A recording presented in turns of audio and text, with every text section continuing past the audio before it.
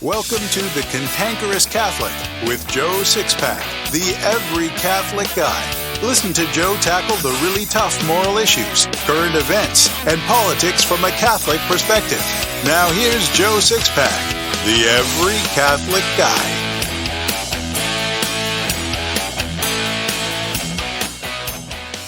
Hello, Six-Packers, and welcome back to The Cantankerous Catholic, episode 29. This is the final tribute to America for July.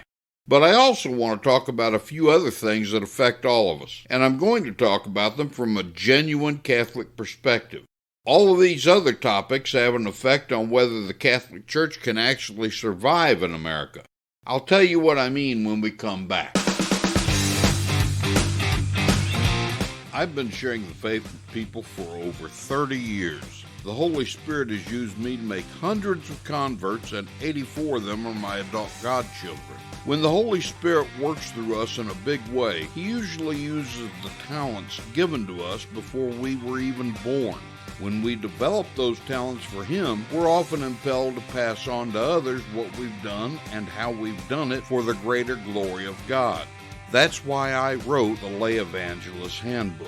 You might say the Lay Evangelist Handbook was 30 years in the making, because in this book I share with you all the best that I've learned about how to share the faith with lapsed and non-Catholics, so you can bring your friends and family to the fullness of divinely revealed truth.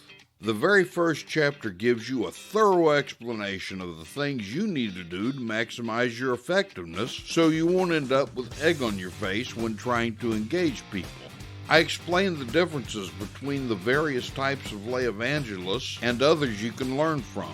I even talk about some statistics that should help give you a real sense of urgency for sharing the faith. Then I get to the step-by-step process for sharing the faith. I give a full presentation of the exact text I've used and refined for 30 years. I tell you what to do, what to say, and how to do and say it, while leaving room for you to work in your own personality and make these techniques your own. There's no other book like this on the market. So get your print or ebook copy of the Lay Evangelist Handbook today. It's available in print on cantankerouscatholic.com or in print and ebook on Amazon and Barnes & Noble.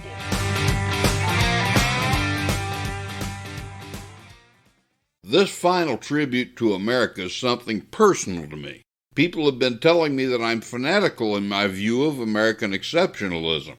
To these people, I respond that they embarrass themselves with their ignorance of the Constitution of the United States and American history. The great British statesman Edmund Burke, who supported America in its fight against the tyranny of King George III, said those who don't know history are doomed to repeat it. Burke was wise in saying this. We must know our history in order to avoid making the same mistakes we've made in the past. I'm not talking about the revisionist history that's so prevalent in academia or used as talking points by the 2020 Democratic presidential candidates. I mean our true history. Why is knowing our history important? There's an old 1971 song that's called We Won't Get Fooled Again. Although that's a song about anarchy, the title explains exactly why knowing our history is so important. Sure, America's made mistakes, but our history speaks of a nation and a people that are good and virtuous. No country in human history has ever acquired so much global power and abused it less than the United States of America. I'm a student of American and Catholic history. Reading American history makes my chest swell with pride at being American, just like reading of how Catholics survived the 10 great Roman persecution of the first 3 centuries makes me proud I'm a Catholic. I'm old enough now that some of our history is topical for primary and secondary schools. I've been appalled at what I've read in modern high school history textbooks. For example, reading about the presidency of Ronald Reagan, you'd think the world would have been better off if John Hinckley's assassination attempt against Reagan in 1981 had been successful. The horribly evil lies told about Reagan in modern history books is revisionist history. I know because I was there. I lived through it. Ronald Reagan was the greatest president who did more for this nation since Abraham Lincoln preserved our Union and abolished slavery. Modern textbooks would have us believe Reagan was a tottering old fool who was racist, a misogynist, wanted to push Granny over the cliff, and destroyed our economy with Reaganomics.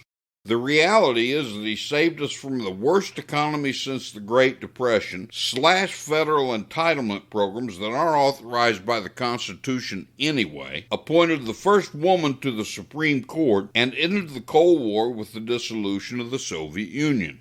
In fact, he did so well that he won every single state in his re-election bid in 1984 except Minnesota. Since Reagan, every president we've had was either a man who didn't believe in American exceptionalism or just saw America as a sore on the face of the world.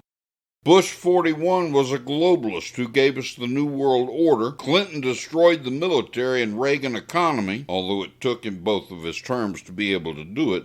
Bush 43 was a globalist who walked all over American citizens' rights, led us into wars that served no purpose beyond sacrificing the lives of brave Americans, and finished destroying the Reagan economy Clinton began destroying. Finally, Obama gave us a deficit 3 times larger than all his predecessors combined, divided this nation on the basis of race, gender, and lifestyle, made American taxpayers fund abortion around the world, created an even worse economy than the one Reagan saved us from, illegally spied on American citizens, used the IRS to silence his political opponents, and disseminated our military while demanding that they perform more engagements globally. Then came President Trump.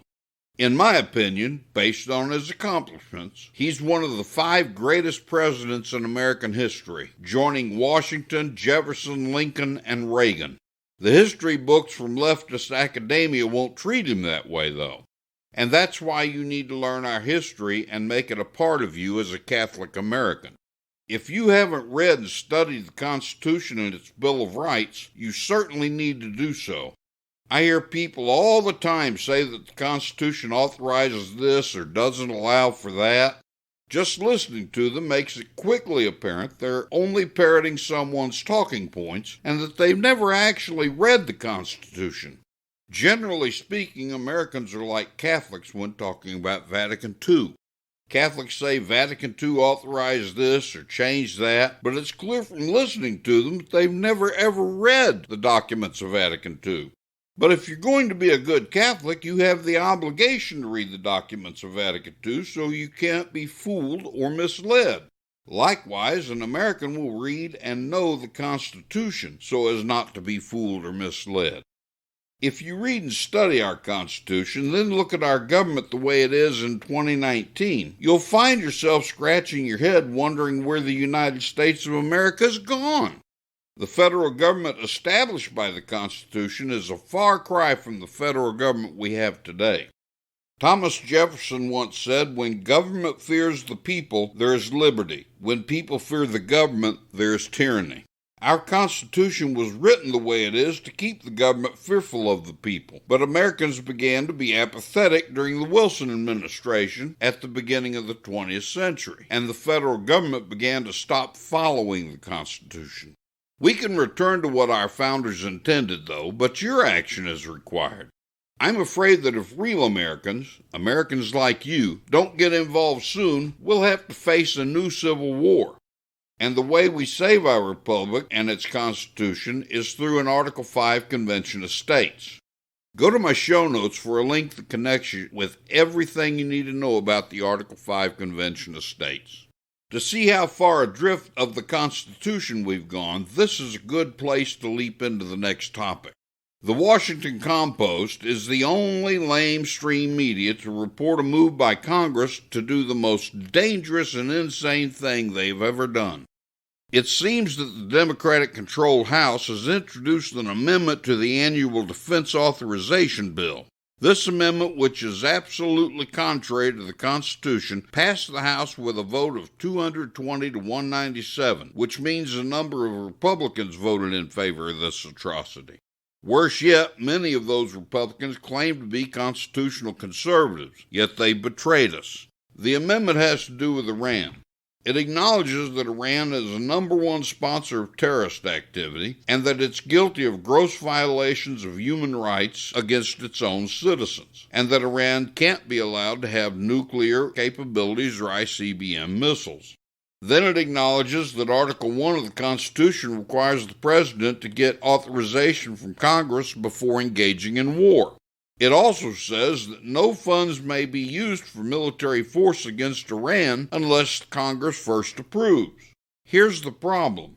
War can't be waged without the consent of Congress, which is what the Constitution says. But this amendment says no federal funds can be used for military force without congressional approval. The problem with this is military force isn't necessarily an act of war. What happens if we discover that Iran has a nuclear warhead on an ICBM missile that they're going to launch against Israel, Saudi Arabia, or one of our other allies, or even America itself?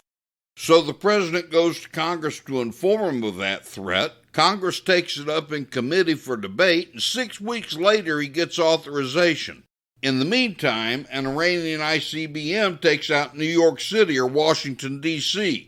This amendment strips the Article 2 power of the Commander-in-Chief visibility to defend America or its allies. That's insanity.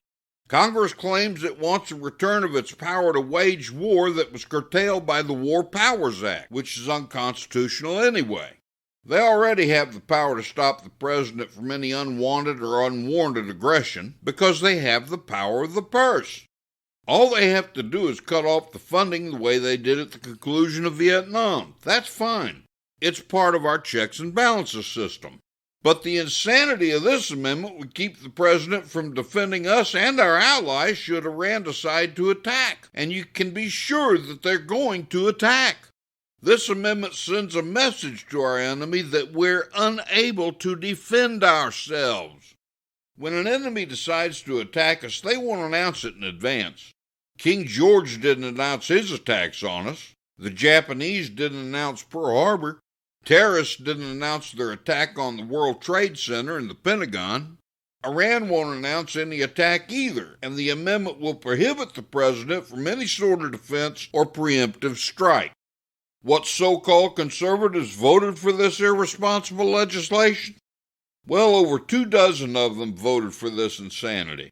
Among them are Matt Gaetz of Florida, Jim Jordan of Ohio, and Mark Meadows of North Carolina, who's also the chairman of the Conservative Freedom Caucus.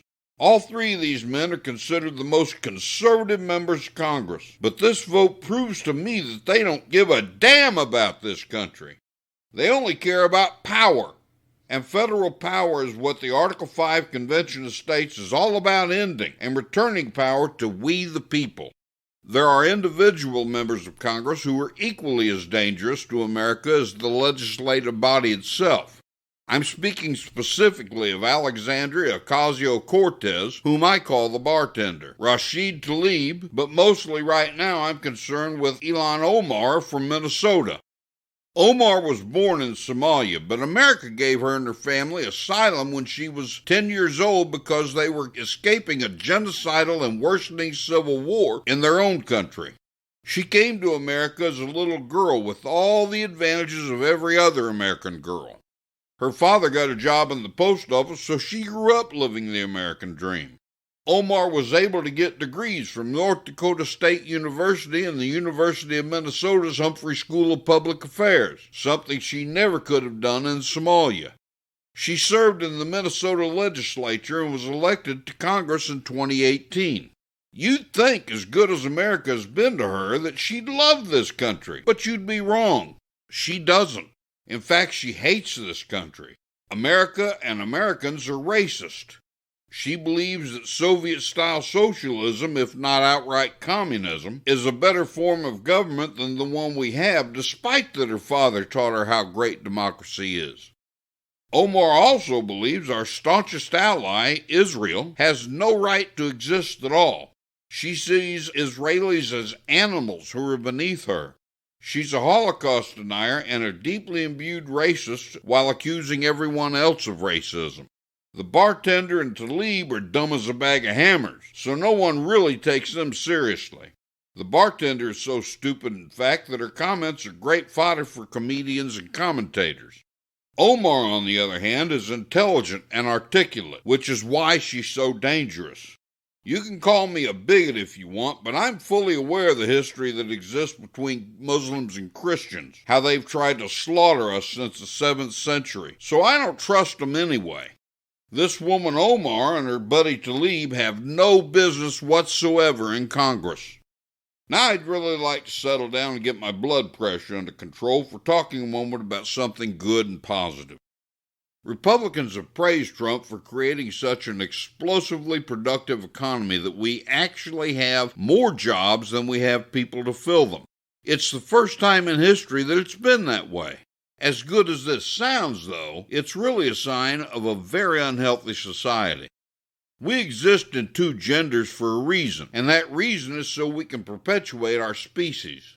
That's why contraception is immoral and will condemn you to hell. We've contracepted in this country for 80 years, with the greatest surge of it coming in the 1960s. Between contraception and abortion, we've lost millions of babies, U.S. citizens, that should have been here to fill those job vacancies.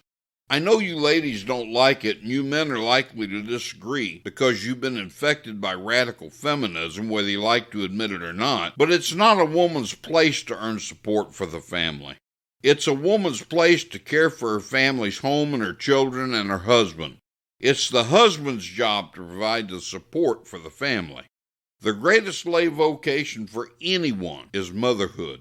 True power for a woman isn't in the corporate world. True power for a woman is shaping future generations to build our nation, the church, and our society. I look at these thugs in the Antifa and Black Lives Matter movements, and I can bet you any amount of money you want that those thugs were pretty much raised by themselves. They had no stay-at-home moms. Ladies, go back to your God-intended purpose and start making babies. That means being a stay-at-home mom as well. You may not believe you can afford to do that, but I promise you that you can. By the way, I'll help any family who's serious about God's plan for the family to get your finances in order. Just contact me. Anyway, we've had so many generations raised contrary to God's plan that you may be at a loss about why we need to do it. Well, the other day I ran across a great article called 8 Reasons to be a Stay-at-Home Mom. I'll put the link in my show notes for you, but I want to briefly touch on some of the 8 reasons you should be a stay-at-home mom now. One reason the author lists is the biggest reason and a perfect fulfillment of the purpose of matrimony. Our world needs saints, and there's no greater way to get saints than through a full-time mom. Every saint had a beginning on his or her journey to sanctity. The ideal family in this regard, after the Holy Family, of course, was Teresa Martin and her parents, Louis and Zellie. Zellie died when Teresa was only 4 years old, but she'd given little Teresa a strong foundation in the faith. Her father, Louis, was a masculine and committed Catholic man and father. Although his wife was deceased, Louis gave his daughter the benefit of everything a good Catholic mother and father could provide. At the age of 15, Teresa became a Carmelite nun. Her name in religion was Sister Teresa of the Child Jesus and the Holy Face. You best know her as St. Teresa the Little Flower, and her mother and father are St. Louis Martin and St. Zellie Martin. Another reason the author lists for be a stay-at-home mom is the bonding and attachment between a mother and child. She rightly points out that your job or career won't last until you die, but your kids will.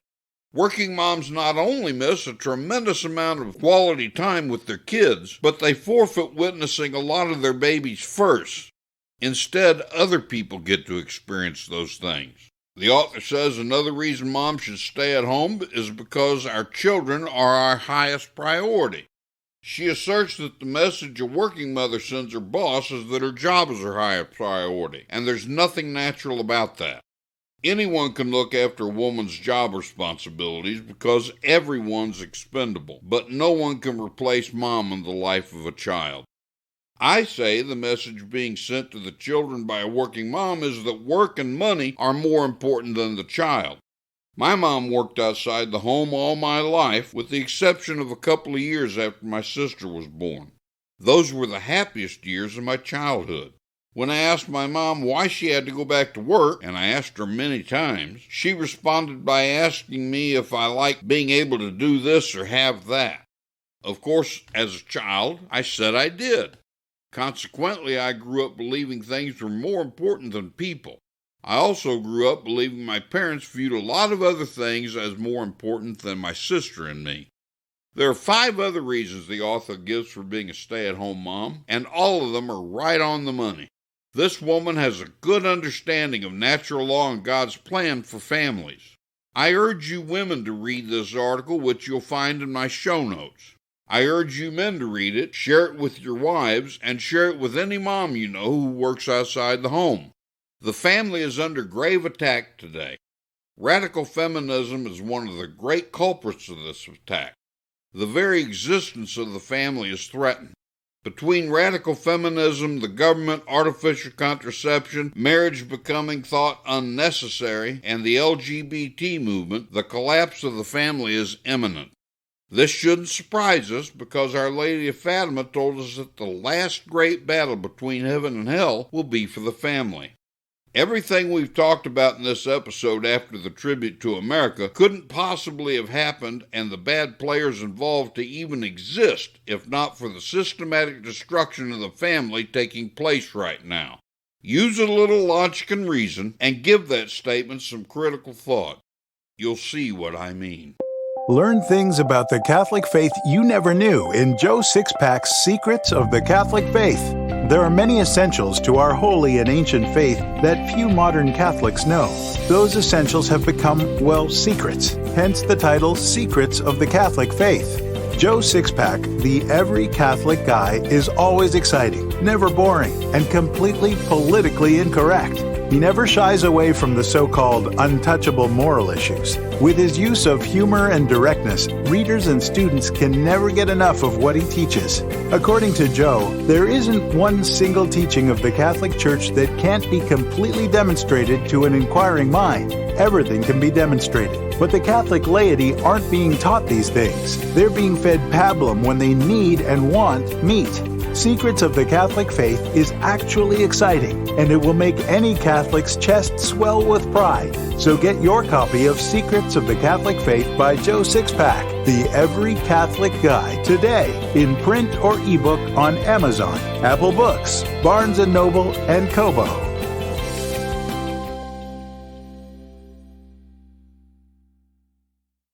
Joe Sixpack, the Every Catholic Guy, wants to make sure you're informed about all the Catholic news you need to know. Here's Joe Sixpack's top 5 Catholic news picks for this episode. Catholic news pick number 5.